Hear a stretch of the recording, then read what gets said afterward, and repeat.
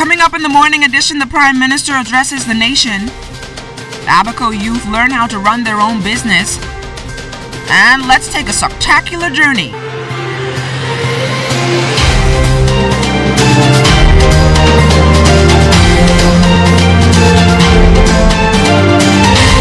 Happy Tuesday and welcome to the morning edition. I'm LaDawn Davis. Thank you so much for waking up with us. Chief Meteorologist Basil Dean is standing by with the weather report to help you shape your day. Good morning, Basil.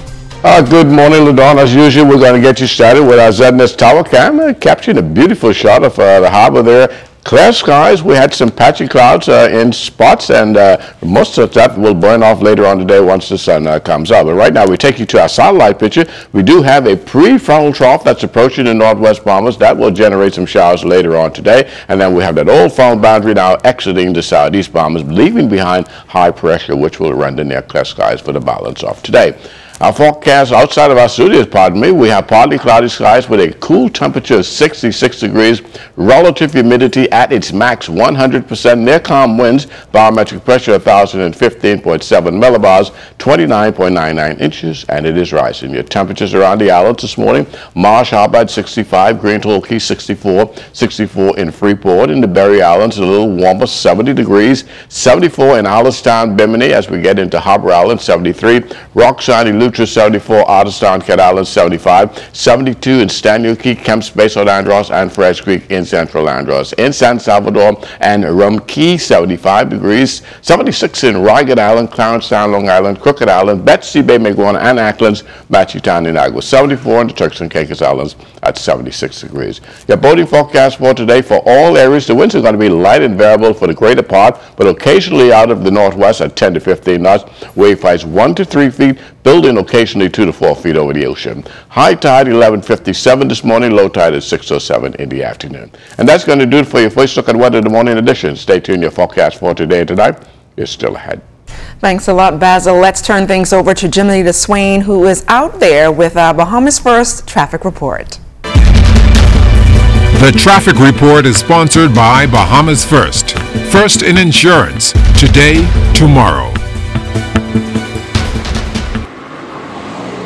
Good morning, LaDawn, and good morning, Bahamas. You're taking a live shot from our drone of the traffic on Blue Hill Road, both traveling north and south. It's been a very busy morning. We're coming to you live, of course, just up from the junction of Blue Hill and Soldier Road, where a lot is happening this morning in terms of traffic. It seems that people from the south are making, a hasty escape to get to work or to drop their kids to school. But of course, this intersection, if you just see behind me, is a very busy one, and people tend to make a turning lane when they're coming on to Blue Hill Road from Soldier Road. It's often considered a chronic issue for traffic police. So joining me now live to talk about the issue is, of course, Corporal Decory Barr of the Police Traffic Division.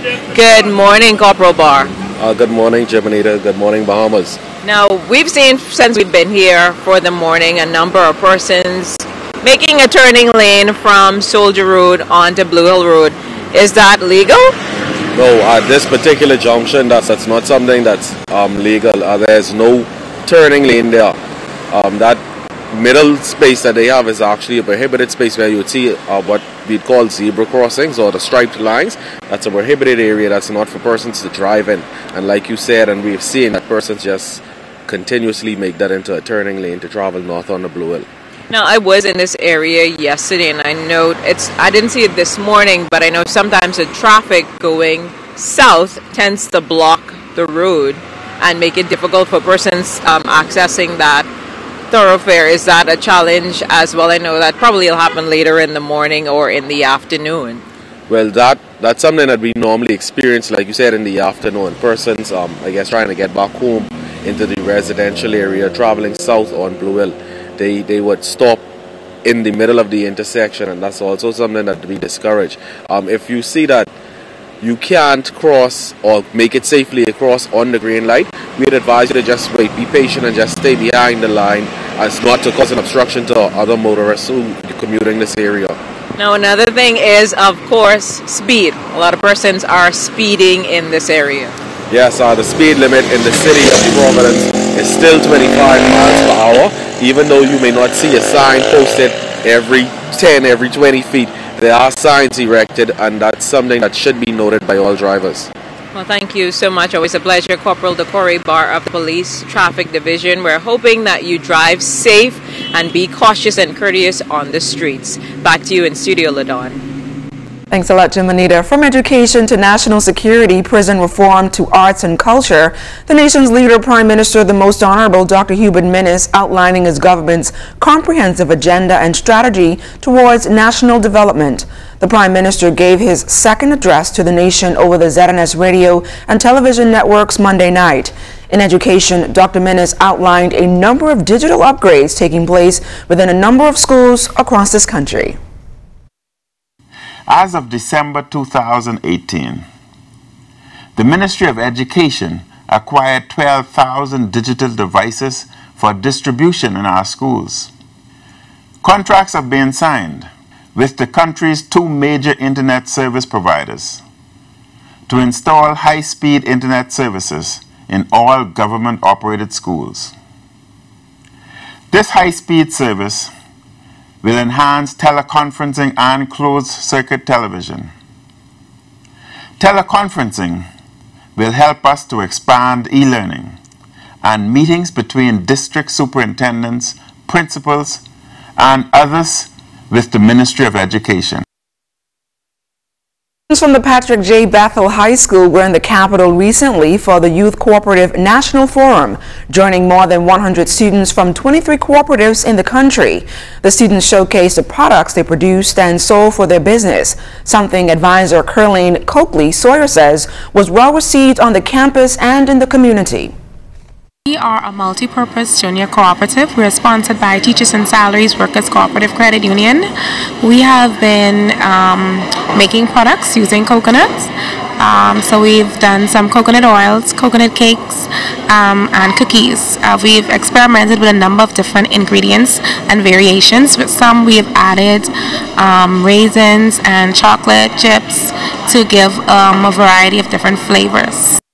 The students welcome the experience of learning the basics of how to operate a business, even deciding on the look they want the product to have.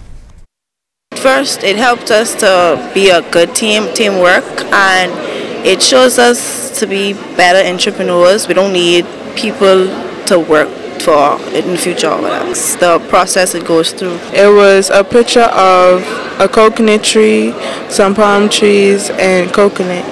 People like coconut oil because it's great for the hair and skin and the body. Police on mobile patrol are a special group of officers. This division of the Royal Bahamas Police Force is the most visible form of police that members of the public see. They keep our streets safe, dealing with murders, rapes, housebreakings, domestic matters, missing persons, and lost and found cases, as well as peacemakers and counselors. As police celebrate 179 years, ZNS News spoke with Sergeant LaShawn Bryce about his role when meeting young men. I try to speak and verbalize very clearly and show examples where you could be one day. You don't have to follow the path like everybody else. You could decide to be independent from your environment and make a change in your environment. We have so many of our young men who wants to hang up on the blocks or who wants to do nothing with their life. But I try to be a voice of change, a voice of encouragement. Bryce's supervisor, Inspector Wakita Taylor, said the ECHO unit of mobile police is a family and support each other. On crime scenes, she said there is never one unit alone, and at the end of the day, their goal is to return to their loved ones. One thing I can say about the ECHO unit in particular, we consider ourselves as family, and what family does is we take care of each other. So regardless of whatever type of incident that you're sent on, you will always hear or you will always see either those lights flashing, some assistance coming to you, or somebody keying up on the radio saying that they're en route and ready to assist. Our main objectives here at Mobile Base is we want to give 110% to our beautiful island, our country. Be trying to eradicate crime, But at the end of the day, what is most important is that each officer returns home safely to their families. Parishioners from various churches within the Baptist denomination came out in full force to celebrate the anniversary of the men's ministry at New Covenant Baptist Church on Sunday. Senior pastor of New Covenant Baptist Church, Trajan Jorette, spoke about the importance of the celebrations. It's a very, very, very strong tradition that the National Baptist has had for a long time, and we're simply continuing that rich tradition. I'm totally overjoyed with the outcome that we had today. The support has been just overwhelming. Just about every Baptist church was represented here today, and so I could not complain about that in no way. We've just been totally overjoyed with the support that we've had.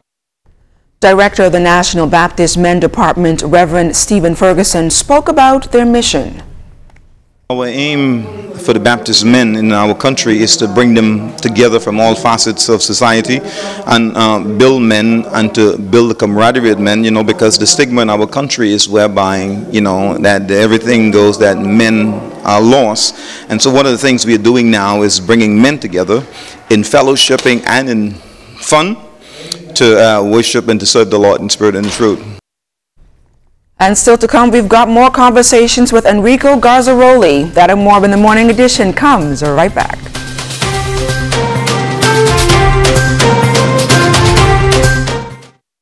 Tourism today, Bahamas tourism today. Vendors, tour guides, and government officials who operate at the Prince George Wharf got a chance to sharpen their customer service skills recently during a 2-day Aquila Service Training Workshop.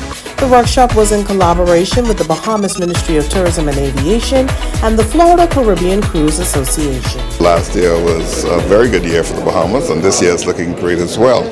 And with the privatization of the port, we're going to see even more cruise passengers coming in. So we want our people to be prepared. We want them to even be making more money in terms of getting revenue from the passengers coming off the ship. Based in Canada, Aquila assists with enhancing the shoreline experience for cruise lines and their passengers. The Bahamas is one of the fastest growing and also largest, getting so many cruise passengers, but also regular tourism. In order to keep that growth, the guest satisfaction has to be there, and so that's really important. And the investment that you're making in the Bahamas is a really good thing.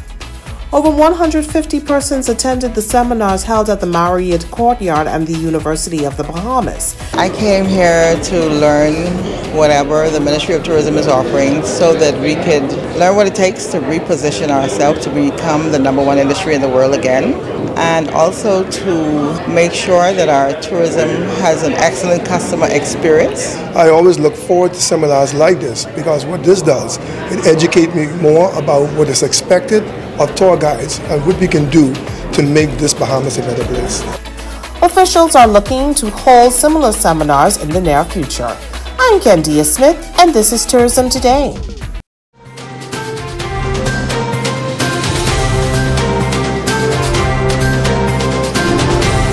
Welcome back to the Morning Edition. On Wednesday, March 28th, BAIC and the Tourism Development Corporation will be hosting an Artisans Call at BAIC's headquarters on Old Trail Road. The Artisans Call is to facilitate entrepreneurs and retailers who are interested in supplying authentically Bahamian products for an upcoming major touristic development. Here to discuss this morning is Deputy General Manager of BAIC, Debbie Strawn. Debbie Strawn, welcome to the Morning Edition. Good morning, LaDawn, and good to be here. Debbie, talk to us a little bit about what is BAIC doing to facilitate artisans this year. Well, what BAIC will begin doing, especially next month, but for tomorrow, which is the 27th of March, we are collaborating with one of the major investors, major tourism projects here in the country, and what they're looking for is artisans that will be working along with them and creating beautiful works of art to sell at that particular destination, along with us trying to find artisans. And for those special products, we're also looking for retailers to be a part of the retail store that will be at that particular destination. So what is the Artisans Call all about? Are you able to tell us? The Artisans Call is bringing together artisans throughout New Providence, and we would like to connect with our artisans in the Family Islands as well. And we are bringing them together at 6 p.m. tomorrow evening at our headquarters at BAIC, and we are laying out to them exactly what we are looking for. And we are looking for the best that the country has to offer when it comes to souvenir products, because we need to get that $300 million import bill on souvenirs. We need to get that down. So BAIC is constantly working closely with the artisans to ensure that that happens. And you asked me again, what are we doing to facilitate that? BAIC is known over the years to conduct workshops for artisans throughout the country. So we have been lax in that for a while, and we begin that next month, early next month. Now I see you're wearing some unique pieces by artisans. Talk to me a little bit about those pieces that you have on and what we can expect at the event. Thank you so much. What I'm wearing, the earrings are Baha Gala out of Grand Bahama, and the neck piece is by Miss Smith here in New Providence. And for the Artisans Call tomorrow, we're expecting many artisans to come together because they're all excited about the way ahead. And we heard the Prime Minister speak last night about the cultural fund that will be developed, and I'm sure all of them would like to have a piece of that. And so we are extremely excited about the way ahead. My minister, my chairman, my board, everybody is excited about the way ahead for artisans here in the country. Debbie Swan, thank you so much for joining us here on the Morning Edition, and best of luck to you and the artisans on your event. Thank you so much. Meanwhile, Bahamians are getting into the habit of sporting matching colorful socks no matter the event they are attending. And for the past 2 years, a local artisan has been making the purchase of the items a whole lot easier. Here's that story. A conch shell pink flamingo, the aquamarine gold and black on the Bahamian flag, the country's #1 cultural expression Junkanoo, and red hearts and kisses for Valentine's Day are just some of the cool and authentically Bahamian symbols and designs for socks by owner of Socktacular artist Rashad Dean. Dean, who stopped by our ZNS studios recently, told us how he got his business started.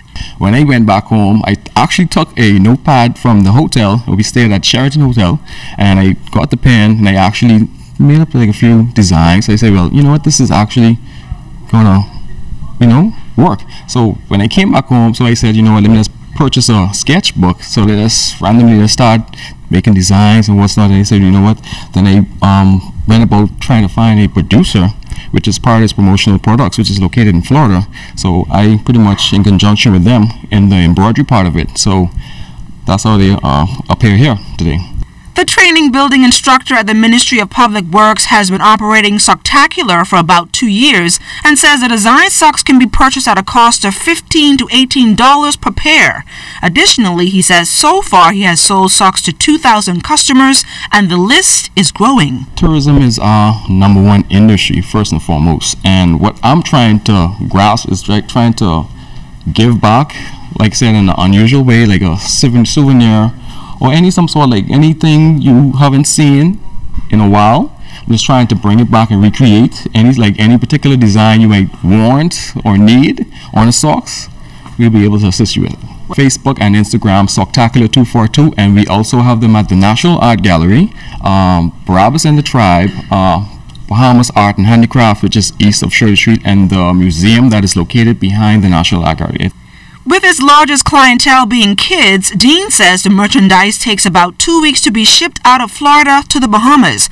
However, he says he is now in the process of crafting out more designs in the hopes of attracting more business. We're still in the creeping stage, so right as of now, I'm just busy right now just working on designs and looking for an actual investor to actually invest in the business itself, because like I said, it's an actual unlimited type of business. It could go on and on and on with any design you want, so that's the whole main objective right now for the businesses. Lunch or dinner at the 300-year-old Graycliff property is a treat within itself. Tanya Smith Cartwright continues to have that conversation with Enrico Gazzaroli, proprietor of the establishment. Once again, let's join them at Graycliff.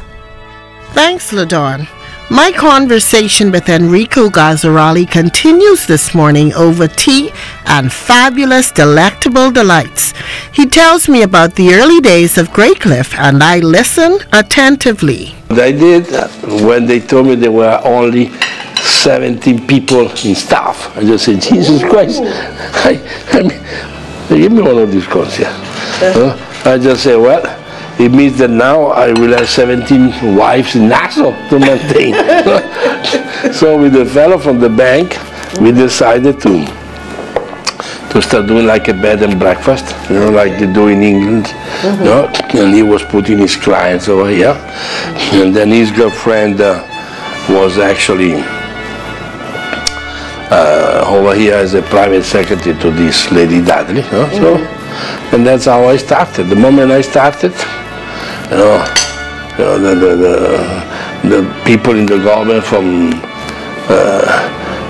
the Prime Minister to everyone, they start bringing people over here to show that the Bahamas is not a new Cuba, and there is a respect for the property, for the foreigners, for the thing. So, and so basically, you know, I was jump packed from day number one. So then I decided to, beside the luncheon, to go with the dinner trade, and well, we opened the dinner, and then and then I had to invent a few things, because at that time there were some very famous restaurants, the Martinique, the Buena Vista, the Sun End, Close by, some of them. Yeah, and all close by, and then Da Vinci down there. So basically they were the stars and the players in town, so there was very little space available for me. So I had to invent about the wine, about the liquor, about the cigars, about the thing. So that's how I started. So the people, they had an interest in wines. Maybe I had an edge. People had an interest in cigar. Maybe I had an edge.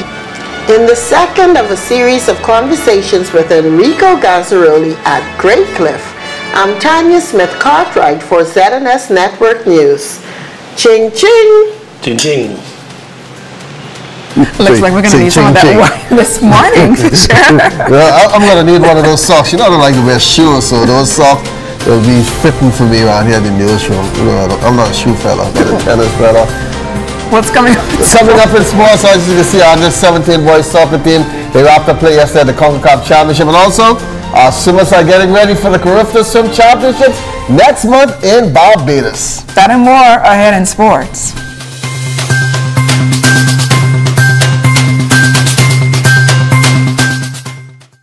Fidelity has the tools you need to make getting out of debt simple. Our debt consolidation loans will help you reduce your monthly payments with a built-in savings plan that earns 5% interest. Fidelity even gives you a financial coach to help you stay on track. Even our credit cards earn reward points that can be used for free travel, hotel stays, Rubis Gas, John Bull, car rentals, and shopping. No need to fall victim to sweet talk. Tell those other banks to simply walk the talk. Call Fidelity today and get the help you really need with a real debt consolidation loan. Fidelity, we're good for you.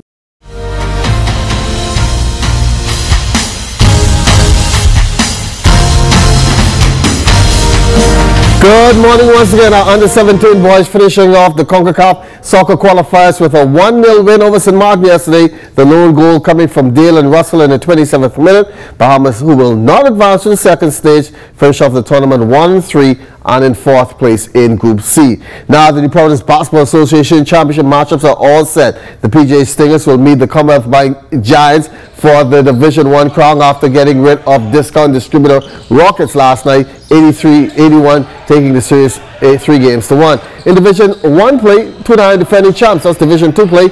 Breezes High Flyers were also in the driver's seat looking to move on. They had a 23-21 lead after one. That's the Allied Buckets on Breezes.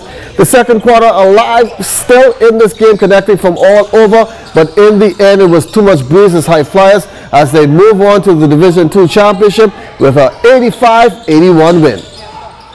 I told them we just need to take care of the ball and do what we do. As champions, we've been here before, and you know, just let the chips fall where they may. Just execute. You know, you prepared for this game. Just execute. Oh, it feels very good because the team with the extra highlights waiting to see them all. Yeah.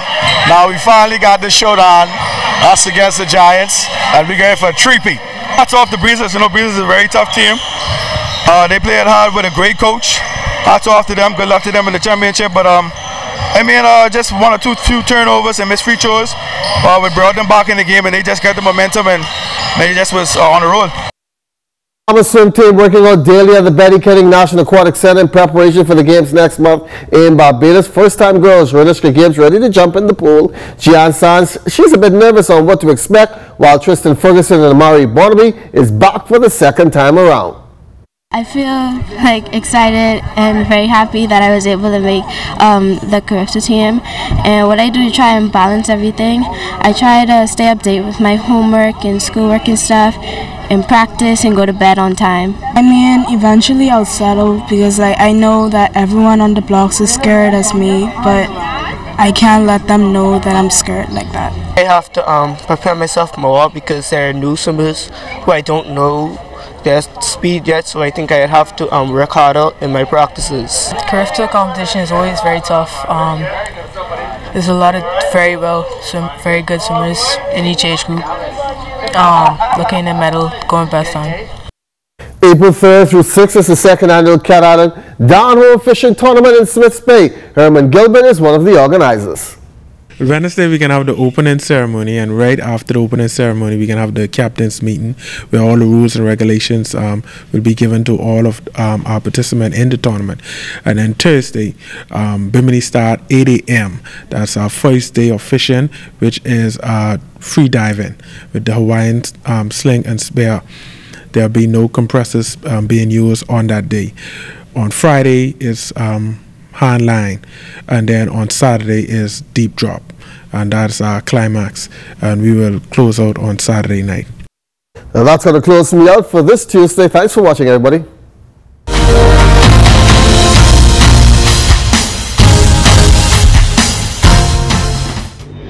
They come from around the Caribbean to test their athletic skills and see who will carry home gold.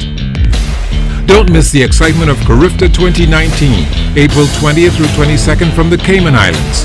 Make sure your business gets in on the excitement with a ZNS advertising package tailored just for you. Call us at 502-3800 or 3801 and get in on the region's biggest track and field event.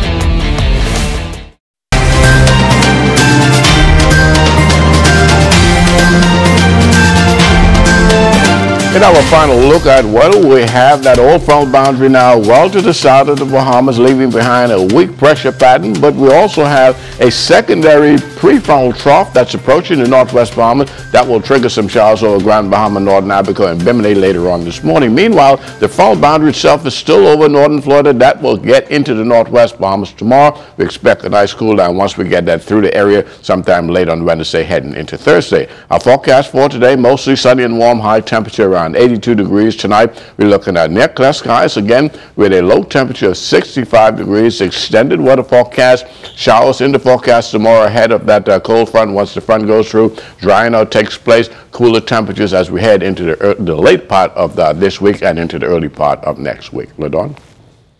Basil, that's it for us this morning. I'm LaDawn Davis. Thank you so much for waking up here on the Morning Edition. Have a great day, everyone.